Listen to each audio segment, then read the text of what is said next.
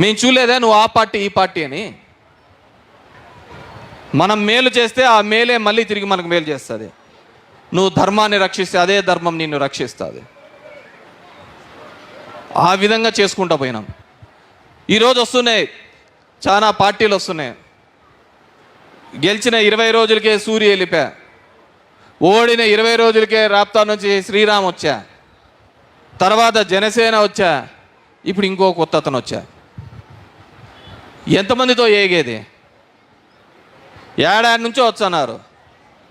వాళ్ళందరికీ ఒకటే, కేతిరెడ్డిని మాట్లాడితే హీరోలు అయిపోతాం.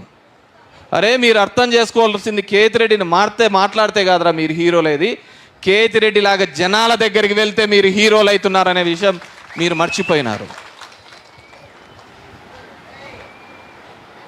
కేతిరెడ్డి లాగా జనం దగ్గరికి పోతే మీరు హీరోలు అవుతారు. వాడు అంటాడు, నిన్నంటాడు, నీకు సరైన మొగుని కేతిరెడ్డికి తీసుకొని వచ్చినామని చెప్పేసి.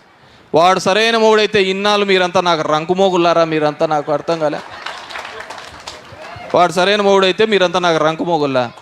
మీరు ఎన్ని జెండాలైనా కలిసి రండి, మీరు ఎంతమందితో అయినా రండి, ఈసారి ధర్మవరంలో వచ్చే మెజార్టీకి ఇంకొకసారి ధర్మవరం చుట్టూ కానీ ఇటువైపు తిరిగి చూడడానికి కానీ భయపడే విధంగా చేస్తానని చెప్పి తెలియజేసుకుంటున్నాను.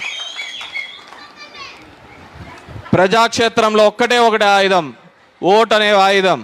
ఆ ఓటు సంపాదించాలంటే నరుకుతాం, తొక్కుతాం, పిసుకుతాం కాదు చేయాల్సింది. ఈ చపాతీ పిండిలు కాదు ఇక్కడ ఉండేది.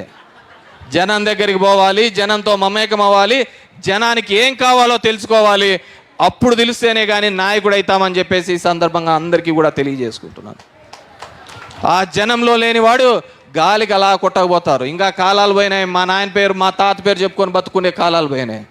నువ్వేంది అని అడుగుతున్నావు, నువ్వేం చేసావని అడుగుతున్నావు, నీ వల్ల ఎంతమంది బాగుపడ్డారని అడుగుతున్నారు, నువ్వు వల్ల ఎంతమందికి మేలు చేశావు.